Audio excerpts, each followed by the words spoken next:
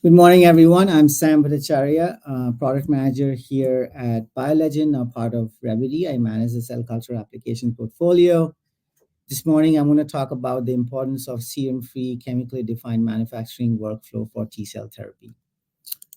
Quick background of our company. We were founded in 2002. Since September 2021, we have been part of Revity. We are headquartered here in sunny San Diego. Since 2014, we are an ISO 13485 certified company. And since 2019, we are MDSAP certified. We have over 900 employees worldwide. BioLegend is actually a leading supplier for reagents in a variety of research areas, including immunology, cancer biology, molecular cell biology, and neuroscience, among others. Since this talk is on cancer, quick look at cancer statistics. This data is from a few years ago in 2019, and I'm sure that this trend holds true at present time. In 2019, over 10.8 million people actually died from cancer or cancer-related condition, which brings me to cancer immunotherapy, which have been revolutionizing the cancer treatment field by harnessing the body's own immune system. From a high level, you can categorize immunotherapies into two large categories: cell-based therapy, which consists of CAR T, and CAR NK cell, which is the topic of today's talk. And then you also have CRISPR engineered T cell, a technique for which Dr. Donahue in 2017 got the Nobel Prize. And then the soluble factor-based therapy consists of cancer therapy, antibody drug conjugate, and immune checkpoint blockades. In both these cases, the goal is actually to boost the patient's immune system and anti-tumor immunity. So moving on to CAR antigen cell therapy workflow. So what is CAR T? CAR T is actually are genetically engineered T lymphocytes expressing chimeric antigen receptor, or CAR. These cells are designed to lyse tumor cells upon CAR ligation with tumor-specific antigens. CAR T cell therapy has revolutionized cancer immunotherapy, and it has given patients who are unresponsive to your more canonical cancer treatments another option. From a very high level, if you look at the workflow, it consists of step one, where white blood cells from the patients are obtained. So that is the autologous part. You can also get the white blood cells from donors, so that'll be allogeneic. Thereafter, these cells are cryopreserved, and using manufacturing devices, it can help accomplish multiple steps in the process, like cell preparation, enrichment, activation, all in that one single step. After that, those activated T cells are infused with CAR using retroviruses. Thereafter, those CAR T cells itself can be taken and expanded and proliferated further using CD3, CD28, or 41BB stimulation. Thereafter, these cells are transported back into the facility and infused back into the patient. Now, as you may appreciate, this workflow is quite complicated and presents a lot of challenges. In the next slide, I'm going to go briefly into the challenges of CAR T workflow. So before I go into that, I just wanted to mention that CAR T and CAR NK cells are actually considered ATMPs, which are advanced therapeutic medicinal products. ATMPs ATMPs are considered any somatic cells or gene cells that are being used for therapeutic purposes are considered ATMPs. Clinical development and commercialization of ATMPs, including CAR T, presents significant challenges. And to begin, right now there is no regulatory top-down directives. So the absence of central worldwide regulation makes it quite difficult to have standard ATMP manufacturing workflows. So, for example, in the United States, we have USP Chapter 1046, which defines how cellular and tissue-based products may be manufactured. We also have USP Chapter 1043, which defines ancillary materials or reagents that are used in cell and gene therapy. In Europe, they have the UDROLEX Volume 4, Part 4, which defines GMP requirements for ATMPs. And then again, in Japan, you have MHLW number 10, which defines standards for biological ingredients. So the take-home message here is that there is no central top-down directive how, in terms of regulation, how you want to manufacture CAR-Ts. The next challenge here is scalability challenges. As I mentioned earlier, there are two types of CAR-T therapy, autologous or allogeneic. I wanted to take a moment and say that almost all the approved CAR-T treatment right now, they're all autologous. But autologous therapy, they are quite challenging, although you may not get the rejection from the patient themselves since it is their own cells. However, it is very, very challenging to expand and proliferate those cells to get to the desired cell numbers.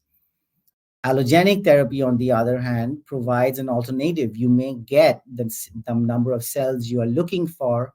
However, since they are from donors, patients may actually end up rejecting them. The next challenge is raw materials. So raw materials are components that are part of ancillary reagents. These raw materials must be properly sourced, qualified, and backed up with rigorous, traceable documentations. Continuous and dependable supply chain is necessary as demand for raw materials grows, as the CAR-T manufacturer workflow itself scales up. In other words, supply of raw materials must be able to grow with the manufacturing workflow itself. All these points support the process development, which needs to be controlled and consistent, because that will give your final cell product the purity and the quality it requires to treat patients and pass regulatory approvals. So moving on, a little bit more about the raw materials. So raw materials, as I said, must meet rigorous standards, quality, as they are directly affecting the final cell products, stability, safety, potency, purity, and manufacturing consistency. Use of a GMP compliant manufacturing facility, which is ISO 13485 certified, helps in that process. In addition, following USP guidelines or pharmacopoeia guidelines provides a framework on which early process controls can be established. So in the United States, we have USP Chapter 1043 and the Pharmacopoeia EUR General Chapter 5.2.12, which defines raw materials for biological origin for the production of cell-based and gene therapy medicinal products. A little bit more here. So as I said, raw material qualification can be quite difficult. Raw materials themselves can come from animal sources, including humans, and those kind of raw materials are beset with a lot of issues. For example, they are inherently inconsistent in identity and integrity.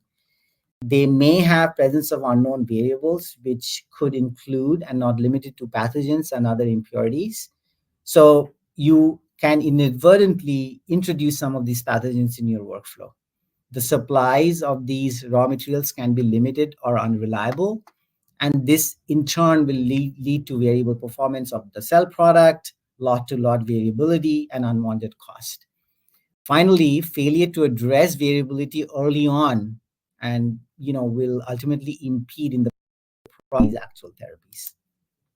Now, I'm not going to go too deep into this slide, but I just wanted to mention that ancillary materials here that is described in USP 1043, they're not supposed to be, or they are not intended to be part of the final cell product. But what this provides is it provides a framework for classifying these ancillary material and reagents based on risk. And the products that we are discussing here in terms of the workflow, they fall under tier 2.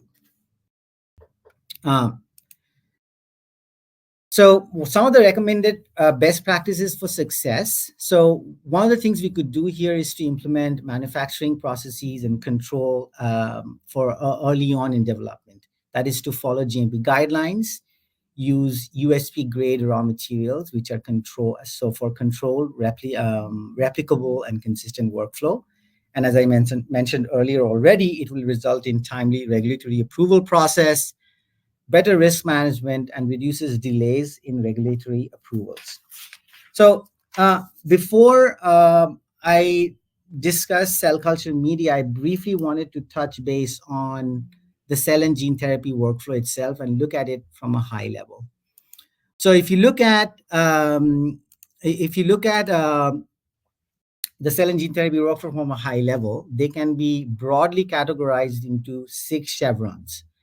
You have the R&D and preclinical development. Both of these stages together could be classified as R&D stage.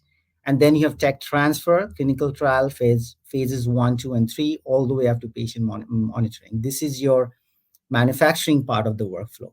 Now, this is where you're going to use your ancillary reagents mainly. You'll also use it in the R&D stage, but this is where it is intended to be used for. Cell culture media will fall in this stage. In addition, you also have the analytical reagents, which can be used throughout this development continuum to continuously monitor the cell product that is being developed.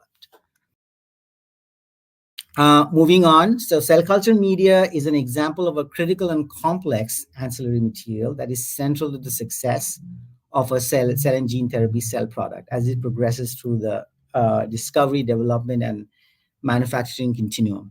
They are used for expansion and ex vivo processing of selected immune cells. Cell culture media can be xeno-free or XF, serum-free or SF, versus chemically defined or CD. Cell culture media can go through a battery of tests, which include and are not limited to bacteria endotoxin according to USP 85, sterility and bioburden test according to USP 71, and mycoplasma according to USP 63. Now, what are the risks of using serum-based culture media? So the first thing that comes into mind, and we touched on this a little bit before, they'll contain undefined components, which will lead to lot-to-lot variability and will require a lot of pre-screening.